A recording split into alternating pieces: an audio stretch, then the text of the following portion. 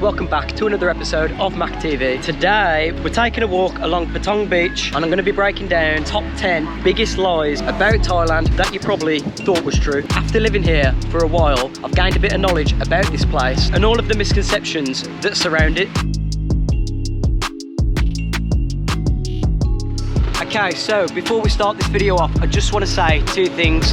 First, a few of you guys in the comments have mentioned about my editing being too fast, so I'm going to try and make an effort to slow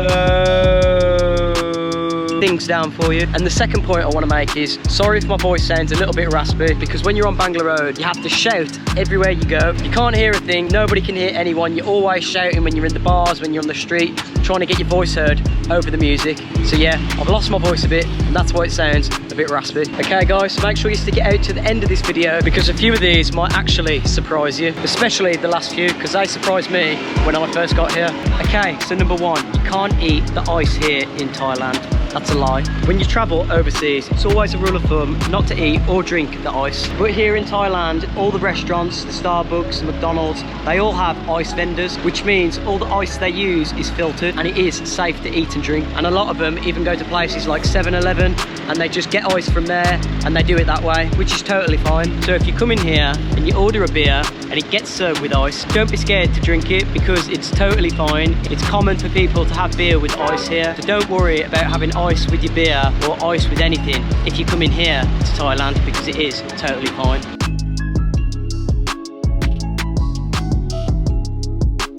Okay, so the next is number two, and people get the misconception about this, that all Thai people are poor, and that is totally not true. Now people seem to think that Thai people don't have much money. Although Thailand is a developing country, there is definitely a lot of money flowing around here. Lots of Thai people are successful business owners, especially around Bangkok and the big cities. When you're in Bangkok, there's supercars everywhere, despite what you might think. Thailand actually has a pretty high GDP compared to other countries of its size. So no, Thai people are definitely not poor. Even the homeless people out here all have their little side hustles, making bracelets, selling fruit or cigarettes or whatever. So everyone's got a little bit of money coming in.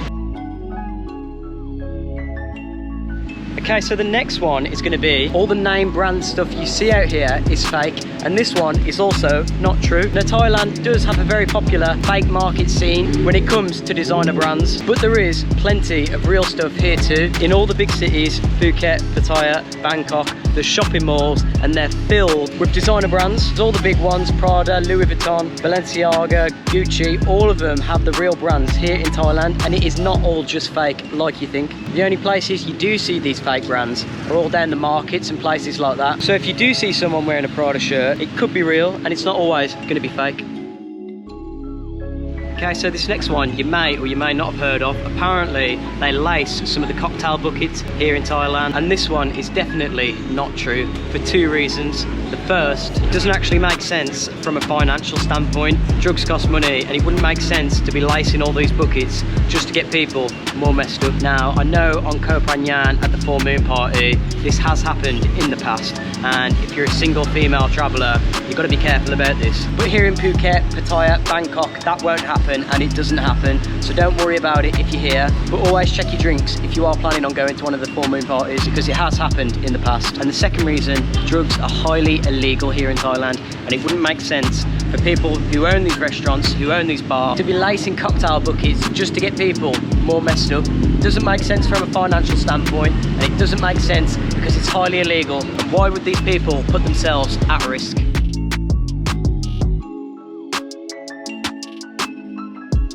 Okay, so this next one gets tossed around a lot, and it is that all single guys come to Thailand for one reason. Now yes, there is a red light district here in Thailand, and it's part of Thailand and it's part of the culture. Now it is technically illegal, but it's just one of those things that goes unspoken. But it's not actually true. There's plenty of guys here that come here, they want to travel, they want to go trekking up some mountains, they want to visit some islands, they want to get immersed in the culture, see the temples, try the food, and do all that stuff that Thailand is all about. And it's not all about that stuff that you might think. Not every guy is coming to Thailand with that one thing in mind, despite what you might think.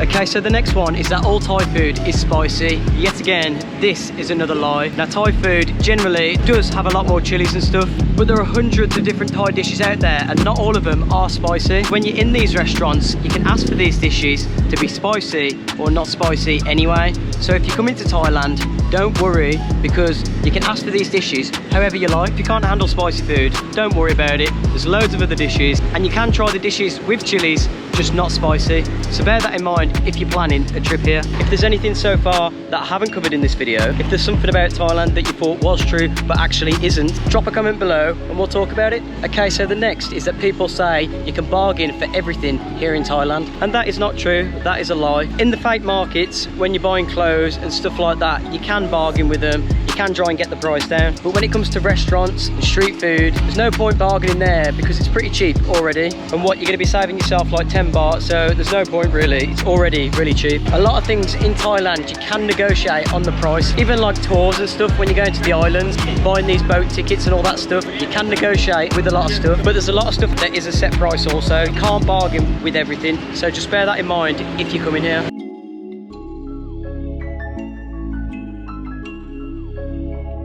Okay, so this next one is that you have to use chopsticks everywhere here in Thailand. This is also another lie. Nearly every restaurant you go to has a fork and one of those ramen spoons, and they do have chopsticks as well, and it's up to you whichever you want to use. Most Thai people don't even use chopsticks, they actually use fork and spoon. The only cutlery that you're not going to see out here is a knife, because they say most Thai food is actually that soft you don't need a knife to cut it anyway. The only place you are going to see a knife is if you go to like a steakhouse or something like that, where you need a knife to cut the steak, but generally they don't have any knives any other restaurants anywhere. I haven't actually seen one since I've been here. So if you're planning a trip to Thailand, don't worry about learning to have to use chopsticks, because it's not true. You can use a fork or a spoon, and you don't even need to use chopsticks when you're out here. So just bear that in mind if you're planning a trip out here.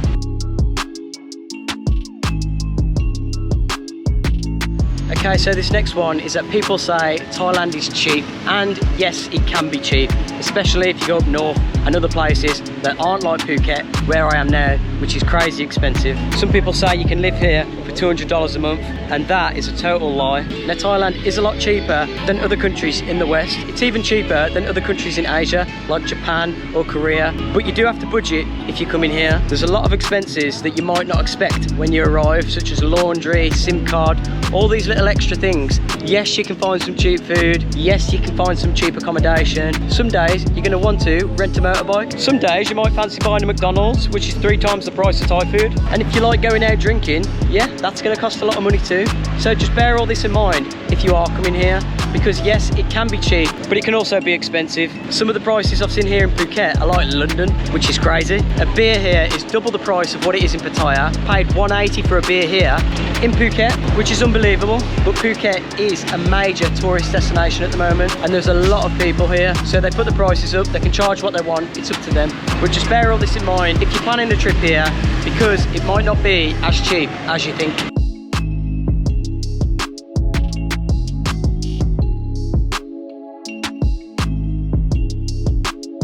Okay, and so the last one is that people say it's not worth coming here to Thailand in the rainy season, and this is a total lie. I actually came to Thailand 5 years ago in the rainy season, and I can safely say there was a lot less tourists, it was a lot cheaper, and it was just easier to get around. And I also thought that the Thai people generally had a lot more time for you. You come here in the busy season when there's a lot of tourists, and it's just one big rush everywhere you go. No one has any time for anyone, no one wants to give anyone 5 minutes. But before, when it was off season, people were a lot more relaxed and people had a lot more time for each other. Maybe this was just my experience, but I'm just sharing my experiences with you. So yes, if you do like it busy, you like the hustle and bustle, come in the high season. There's loads of people here, there's loads of fun, there's plenty to do, but there's also all the same stuff to do in the low season.